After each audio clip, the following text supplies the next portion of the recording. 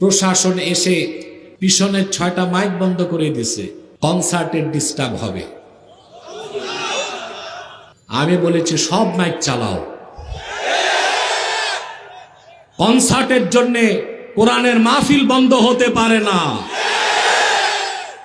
আমরা সংঘাত চাই না, কিন্তু আপনারা চরম বেয়াদবি করেছেন। তা আগে যারা ছিল তাদের মধ্যে আর আপনাদের মধ্যে পার্থক্য কোথায়? আমি আলিয়া মাঠ থেকে স্বরাষ্ট্র উপদেষ্টাকে বলছি, কারা এসে খাতমে নবুয়ত আন্দোলনের, খাতমে নবুয়তের সম্মেলনের মাইক বন্ধ করেছে, তাদেরকে সকস করুন, উপযুক্ত শাস্তির ব্যবস্থা করুন। বাংলাদেশের মানুষ এইরকম ন্যাক্কারজনক দৃষ্টতা মেনে নিবে না ভবিষ্যতে আরেকবার। আপনারা জানেন আজকে সিলেট মহানগরে দুই পাশে 2টা গানের কনসার্ট হচ্ছে, আর এখানে আল্লাহর কোরআনের মাহফিল হচ্ছে। যারা আসহাবুল ইয়ামিন, জান্নাতগামী সব এসেছে কোরআনের মাহফিলে, যারা আসহাবুশ শিমাল, জাহান্নামগামী সব গেছে কনসার্টে। আমার দৃষ্টিতে হযরত শাহজালাল রহমতুল্লাহর ইজ্জতের দিকে তাকায় হলেও সিলেটে কোনো গান বাদ্যের কনসার্ট হওয়া উচিত না। আপনি আমার সাথে একমত? সবচেয়ে দুঃখ পেয়েছি যখন প্রশাসন এসে পিছনের 6টা মাইক বন্ধ করে দিয়েছে, কনসার্টের ডিস্টার্ব হবে।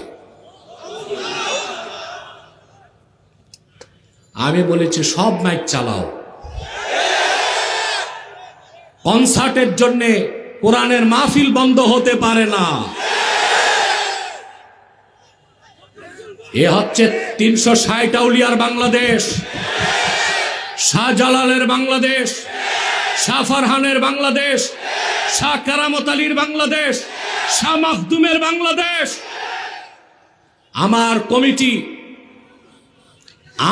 কমিটি কোন ধরনের দ্বন্দ্বে যায় নাই, হরেনগুলো বন্ধ করে দিয়েছে।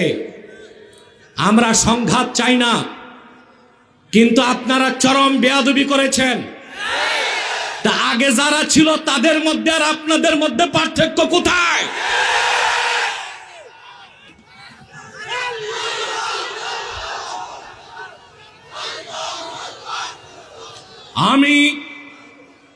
আমি আলিয়া মাঠ থেকে স্বরাষ্ট্র উপদেষ্টাকে বলছি, কারা এসে খাতমে নবুয়ত আন্দোলনের, খাতমে নবুয়তের সম্মেলনের মাইক বন্ধ করেছে, তাদেরকে সকস করুন, উপযুক্ত শাস্তির ব্যবস্থা করুন। বাংলাদেশের মানুষ এইরকম ন্যাক্কারজনক দৃষ্টতা মেনে নিবে না ভবিষ্যতে আরেকবার।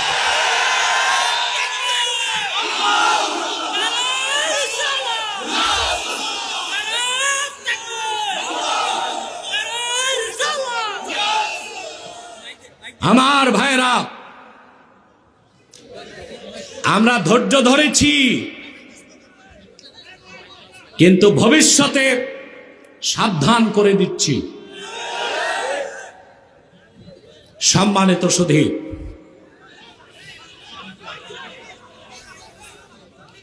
বসে যান। আমার ভাইরা, আমি যারা এই কাজ করেছে ঘৃণা প্রকাশ করছি তাদের এই কাজের।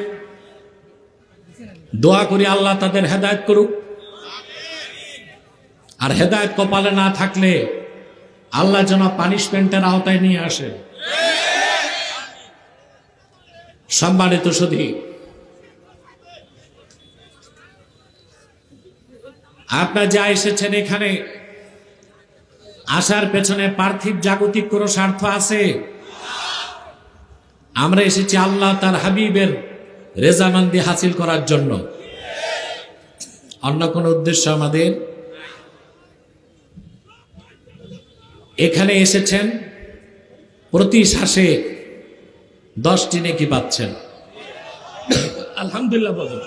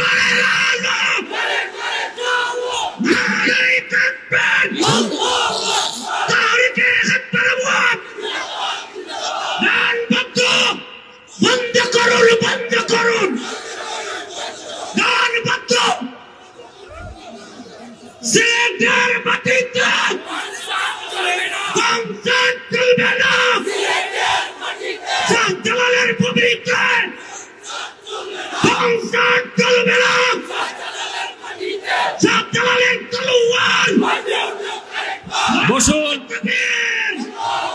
বসুন। সম্মানিত সুধী, আপনারা ধৈর্যের সাথে বসুন। আমরা আমাদের বক্তব্যকে স্পষ্ট করে দিয়েছি, বাকিটা প্রশাসন দায়িত্ব নিবে। ডানে বামে কেউ দাঁড়িয়ে থাকবেন না, বসে যান।